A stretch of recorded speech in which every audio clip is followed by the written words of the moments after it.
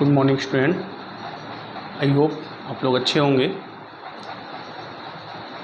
चलिए आज class 10th का फर्स्ट चैप्टर शुरू करते हैं, रासायनिक अभिक्रियाएं एवं समीकरण।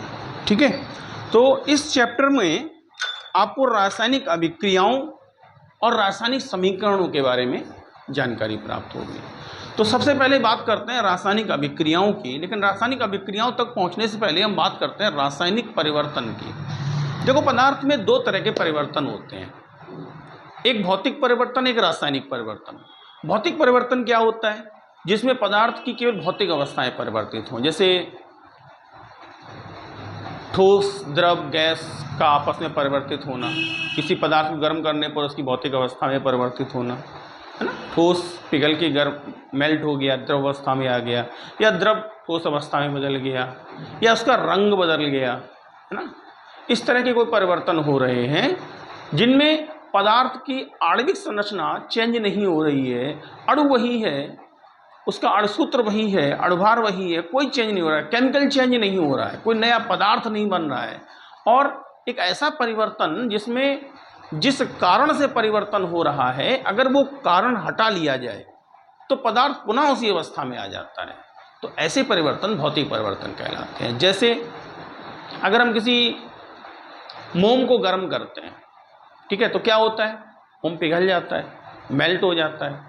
तो मोम पिघलकर द्रव अवस्था में आ गया, सॉलिड स्टेट में था, लिक्विड स्टेट में आ गया, लेकिन रहा तो मोम ही। हम ऊष्मा दी हमने उसको, ऊष्मा मिलने के कारण वो मेल्ट हो गया। अगर उस ऊष्मा को निकाल लें, उसे पुनः ठंडा कर दें, तो क्या होगा? फिर उसी अवस्था में आ जाएगा, सॉलिड स्टेट में आ जाएगा।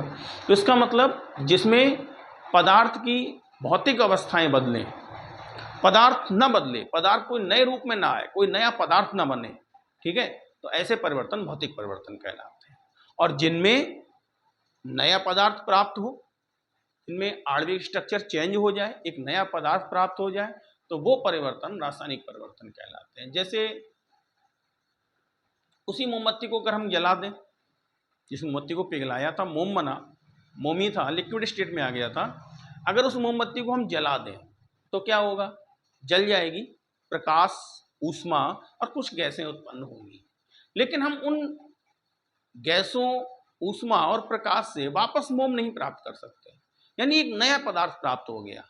ठीक है, कागज को जला देना, कार्बन, कोयला जला देना, C+O2 ऑक्सीजन की उपस्थिति में उसको जलाया, CO2 बन गया, तो एक नया पदार्थ प्राप्त हुआ। कार्बन था, CO2 में बदल गया।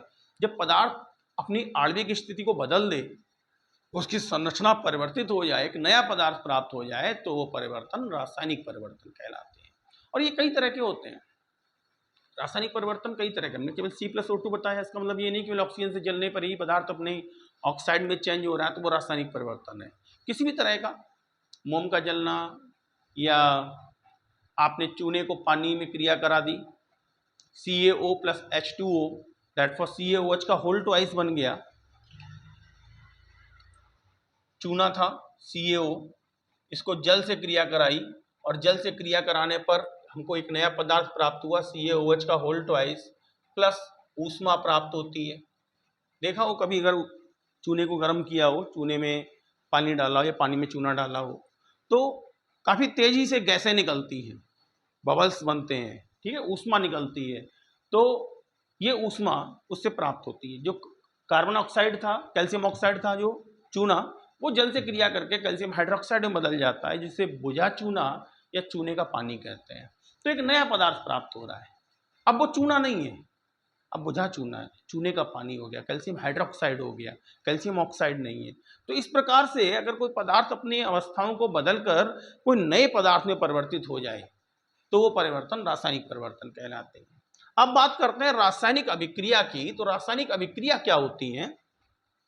देखिए, अगर आपको इनकी डेफिनेशन लिखनी है तो आप वीडियो को पॉज करके आराम से उस डेफिनेशन को लिख सकते हैं जो हमने अभी पीछे बोली है। ठीक है, अब बात करते हैं रासायनिक अभिक्रिया की। तो रासायनिक अभिक्रिया किसे कहते हैं?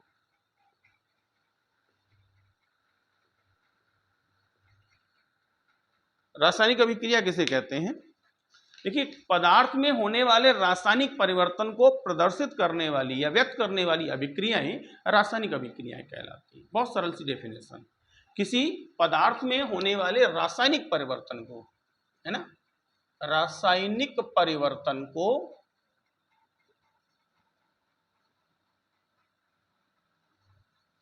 व्यक्त करने वाली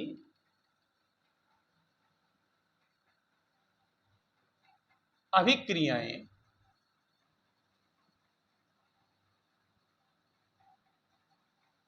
रासायनिक अभिक्रिया कहलाती है।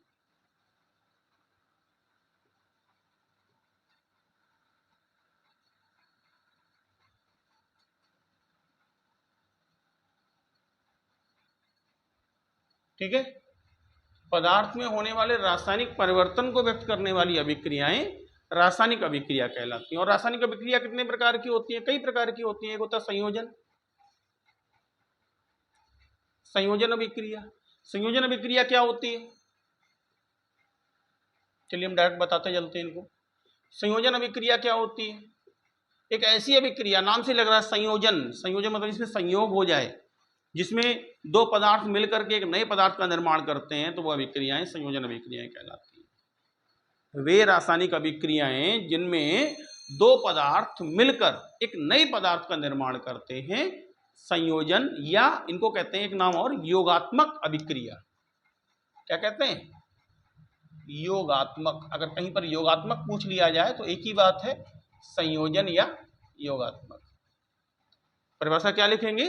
वे अभिक्रियाएं जिनमें दो पदार्थ परस्पर जुड़कर या संयोग करके एक नए पदार्थ का निर्माण करते हैं, वह अभिक्रिया योगात्मक या संयोजन अभिक्रिया कहलाती है। जैसे बहुत सरल से example, C+O2 that for CO2। अभी जो बोला था CaO plus H2O that for CaOH का होल ट्वाइस, है ना। इसमें क्या है कि दो पदार्थ मिलकर के एक नया पदार्थ बना रहे हैं। कार्बन, कोयला, कार्बन ऑक्सीजन के साथ संयोग कर रहा है, CO2 बना रहा है। सल्फर ऑक्सीजन के साथ संयोग करके SO2 बना रही है।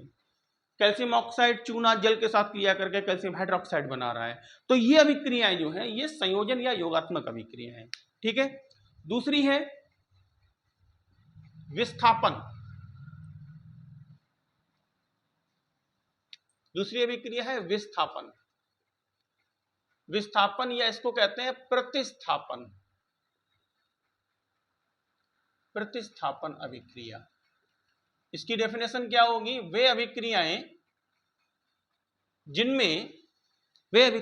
जिनमें अधिक क्रियाशील तत्व कम क्रियाशील तत्व को उसके लवण के विलयन से विस्थापित कर देते हैं, विस्थापन या प्रतिस्थापन अभिक्रिया कहलाती है।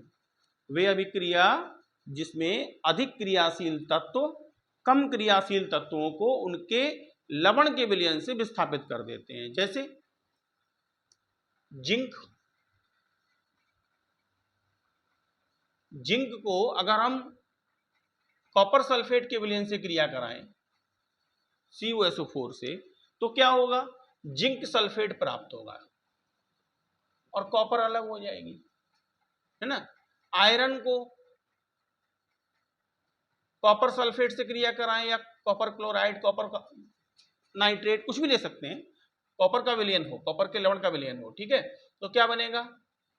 FeSO4 प्राप्त हो जाएगा, कॉपर अलग हो जाएगा। तो देखो इनमें क्या हो रहा है, ये जो पदार्थ हैं आयरन, जिंक, ये अधिक क्रियाशील तत्व है, कॉपर से अधिक क्रियाशील तत्व है। अब ये क्यों अधिक क्रियाशील है, इसके लिए हम नेक्स्ट चैप्टर जब पढ़ाएंगे तो उसमें आपको क्रियात्मक श्रेणी बताएंगे। अभी क्रियात्मक श्रेणी तो उसमें समझ में आएगा। अभी इतना समझो कि ये पदार्थ कॉपर से अधिक क्रियाशील है, इसलिए इनके विलयन से इनको हटा देते हैं, स्वयं उनका स्थान ले लेते हैं। जैसे मोहल्ले में कोई दबंग है और उसने किसी को उसे उसके घर से हटा दिया, उसके घर पर खुद कब्जा कर लिया, है ना, तो वो अधिक क्रियाशील है, अधिक पावरफुल है। तो उसने जो कमजोर था उसको उसके जगह से विस्थापित कर दिया और उसके घर पर खुद कब्जा कर लिया। तो इसी तरह से यहाँ पर है, ये अधिक पावरफुल है, अधिक क्रियात्मक क्रियाशील है, तो ये कम क्रियाशील यानी कमजोर तत्वों, कम क्रियाशील तत्वों को उनके विलयन से हटा दिया और स्वयं उनका स्थान ले लिया। तो इस प्रकार की अभिक्रिया विस्थापन या प्रतिस्थापन अभिक्रिया कहलाती है। ठीक है। इसके बाद होती है वियोजन अभिक्रिया। वियोजन, वियोजन या अपघटन, ये क्या होती है? वियोजन या अपघटन अभिक्रिया, यानी ऐसी अभिक्रिया, देखो योगात्मक की ठीक अपोजिट है। योगात्मक में क्या था, दो पदार्थ मिलकर के एक नया पदार्थ बना रहे थे। इसमें एक पदार्थ दो या दो से अधिक पदार्थों में टूट जाता है, वियोजित हो जाता है, तो वह अभिक्रिया वियोजन अभिक्रिया कहलाती है। वह अभिक्रिया जिसमें कोई पदार्थ दो या दो से अधिक नए पदार्थों में वियोजित हो जाता है, वियोजन अभिक्रिया कहलाती है। जैसे KClO3 पोटेशियम क्लोरेट, इसको जब हम गर्म करते हैं तो पोटेशियम क्लोराइड प्राप्त होता है और ऑक्सीजन गैस निकल जाती है ना। तो एक पदार्थ दो पदार्थों में टूट गया, तो इस प्रकार की अभिक्रिया क्या कहलाएगी, वियोजन या अपघटन अभिक्रिया। ठीक है, तो कितनी हो गई, ये शायद दूसरी थी, ये तीसरी थी। इसके बाद नंबर 4 है, एक अगली अभिक्रिया है जिसको कहते हैं द्विविस्थापन या उभय अपघटन। क्या कहते हैं, द्विविस्थापन या उभय अपघटन। इसका दो नाम होते हैं, द्विविस्थापन या उभय अपघटन अभिक्रिया। द्विविस्थापन या उभय अपघटन अभिक्रिया। द्विविस्थापन मतलब दो जगह विस्थापित हो, उभय अपघटन यानी जो दोनों पदार्थ अपघटित हों और दो नए पदार्थों का निर्माण करें, यानी ऐसी अभिक्रिया जिसमें दो पदार्थ परस्पर क्रिया करके अपघटित होकर दो नए पदार्थों का निर्माण करते हैं, उभय अपघटन अभिक्रिया कहलाती है। सुनिए क्या बोला, वह रासायनिक अभिक्रिया जिसमें दो पदार्थ परस्पर अपघटित होकर दो नए पदार्थों का निर्माण करते हैं, द्विविस्थापन या उभय अपघटन अभिक्रिया कहलाती है। जैसे बेरियम हाइड्रोक्साइड नौसादर के साथ क्रिया करता है तो क्या करता है, बेरियम क्लोराइड बना लेता है और अमोनियम हाइड्रोक्साइड प्राप्त होता है। ठीक है, देखो इसमें क्या था, दो पदार्थ बेरियम हाइड्रोक्साइड और नौसादर दोनों वियोजित हो रहे हैं। वियोजित होने का मतलब Ba अलग हो रहा है, OH अलग हो रहा है। क्या हो रहा है, Ba+2 OH माइनस, और इधर NH4+, इधर Cl-, इसका माइनस इसके प्लस से, इसका प्लस इसके माइनस से संयोग करके दो नए पदार्थ बना रहे हैं। देखो Ba+2 Cl- के साथ संयोग करके क्या बनाएगा, BaCl2, NH4+ OH- के साथ संयोग करके क्या बनाएगा, NH4OH। तो इस प्रकार से ये दो पदार्थ आपस में वियोजित होकर दो नए पदार्थों का निर्माण कर रहे हैं, तो ये अभिक्रिया द्विविस्थापन या उभय अपघटन अभिक्रिया कहलाती है। इसके बाद बात करते हैं, अगली अभिक्रिया है उपचयन या अपचयन, उपचयन तथा अपचयन अभिक्रिया।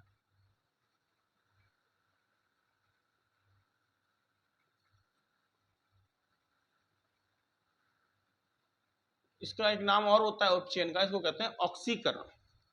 ऑक्सीकरण, ठीक है, ऑक्सीकरण या उपचयन बात एक ही। अगर कोई ऑक्सीकरण अभिक्रिया पूछता है या उपचयन अभिक्रिया पूछता है, एक ही बात है, ऑक्सीकरण अपचयन या उपचयन अपचयन। ठीक है, तो ऑक्सीकरण यानी उपचयन होता गया है, कौन सी अभिक्रिया ऐसी होती है इसको ऑक्सीकरण या उपचयन कहते हैं। इसके लिए देखो दो चीजें ध्यान सुनना, एक हाइड्रोजन और एक ऑक्सीजन।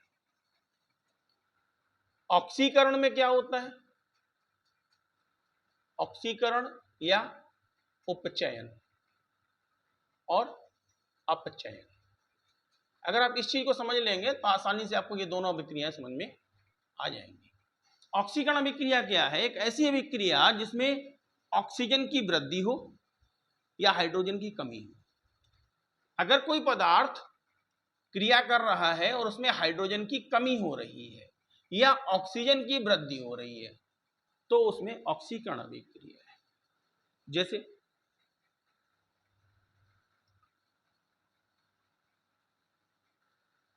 इसी को ले लेते हैं NH4Cl, इसको हमने गर्म किया तो हमको बना NH3 + HCl।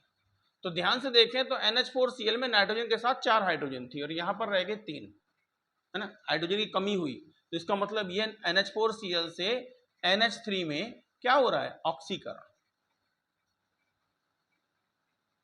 ऑक्सीकरण, ठीक है, या तो हाइड्रोजन में कमी हो या ऑक्सीजन में वृद्धि हो। ऑक्सीजन में वृद्धि हो जैसे कोई भी सरल सी अभिक्रिया C+O2 that for CO2, carbon का CO2 में ऑक्सीकरण हो गया, ऑक्सीकृत हो गई, है ना। कार्बन में ऑक्सीजन नहीं थी लेकिन CO2 में इसमें ऑक्सीजन आ गई, इसका मतलब कार्बन का CO2 में ऑक्सीकरण हो गया। तो दो तरह से इसकी पहचान करेंगे, या तो ऑक्सीजन में वृद्धि तो ऑक्सीकरण, ऑक्सीजन में कमी तो अपचयन। ऑक्सीजन में कमी हो रही है तो अपचयन। पहले एक चीज बात करते हैं ऑक्सीजन की। ऑक्सीजन में वृद्धि हो रही है तो ऑक्सीकरण, और ऑक्सीजन में कमी हो रही है तो अपचयन। जैसे हमने पीछे एक रिएक्शन दी थी आपको KClO3, और इसको गर्म करने पर KCl बन रहा था और ऑक्सीजन अलग निकल रही थी, है ना। 2KClO3 that for 2KCl + 3O2। समीकरण संतुलन अंग में बताएंगे भी। देखिए तो KClO3 यानी पोटेशियम क्लोरेट में ऑक्सीजन थी लेकिन पोटेशियम क्लोराइड में ऑक्सीजन नहीं है। इसका मतलब पोटेशियम क्लोरेट का पोटेशियम क्लोराइड में अपचयन हो गया, ऑक्सीजन की कमी हो गई। अगर ऑक्सीजन कम हो रही है, पदार्थ से ऑक्सीजन निकल रही है, तो इसका मतलब उसका उस पदार्थ में अपचयन हो रहा है। क्या बोल रहे हैं हम, अगर ऑक्सीजन में कमी हो रही है तो उसका अपचयन हो रहा है, और ऑक्सीजन की वृद्धि हो रही है तो ऑक्सीकरण हो रहा है। ठीक है, तो ऑक्सीजन के सापेक्ष कैसे पहचानेंगे? अगर ऑक्सीजन में वृद्धि तो ऑक्सीकरण या उपचयन, और ऑक्सीजन में कमी तो अपचयन। और इसका उल्टा, ठीक उल्टा, हाइड्रोजन के सापेक्ष अगर हाइड्रोजन में वृद्धि हो रही है तो अपचयन, और हाइड्रोजन में कमी हो रही है तो ऑक्सीकरण या उपचयन। तो वे अभिक्रियाएं क्या लिखेंगे उपचयन और अपचयन के लिए? वे अभिक्रिया, ध्यान सुनिए, अपने आप लिखिए, वे रासायनिक अभिक्रियाएं जिनमें किसी पदार्थ में ऑक्सीजन की वृद्धि या हाइड्रोजन में कमी होती है, उपचयन या ऑक्सीकरण अभिक्रियाएं कहलाती हैं। जैसे आप इनको लिख सकते हैं, ऑक्सीजन में वृद्धि या हाइड्रोजन में कमी, तो ये दोनों ऑक्सीकरण की अभिक्रियाएं हैं। ऑक्सीकरण या उपचयन, ठीक है। और अपचयन के लिए क्या लिखेंगे? वे रासायनिक अभिक्रियाएं जिनमें ऑक्सीजन में कमी अथवा हाइड्रोजन में वृद्धि होती है, अपचयन अभिक्रिया कहलाती है। जैसे हाइड्रोजन में वृद्धि, हाइड्रोजन में वृद्धि कैसे? देखिए NH3, या ऐसे लिखते हैं, sorry, N2 + H2, N2 + 3H2 that for 2NH3, ठीक है। नाइट्रोजन हाइड्रोजन से संयोग करके अमोनिया बना रही है, तो इसमें नाइट्रोजन का अमोनिया में अपचयन हो रहा है, ठीक है। नाइट्रोजन हाइड्रोजन से जुड़ रही है, हाइड्रोजन की वृद्धि हो रही है, इसका मतलब अपचयन। ऑक्सीजन की कमी हो रही है तो अपचयन, ऑक्सीजन की वृद्धि हो रही है तो उपचयन, हाइड्रोजन में कमी हो रही है तो उपचयन, ठीक है। समझ गए होंगे, ये दोनों अभिक्रियाएं अपचयन की हैं, और ये दोनों ऑक्सीकरण या उपचयन की है। तो आज के लिए इतने ही रखते हैं इस वीडियो में, जो कुछ रह गया उसको अब नेक्स्ट वीडियो में लेकर के आएंगे, ठीक है। सेकंड पार्ट जल्द ही आपको इसका मिलेगा, इंतजार कीजिए। और अगर आपको ये अच्छा लगा हो तो लाइक कीजिए वीडियो को, और अपने दोस्तों के साथ शेयर कीजिए, और मोटिवेट कीजिए, चैनल को सब्सक्राइब कीजिए, अधिक से अधिक दोस्तों के साथ शेयर कीजिए, ठीक है। और जल्द ही आपको इस चैप्टर का अगला भाग लेकर के आएंगे, तब तक आप इसका रिवीजन कीजिए।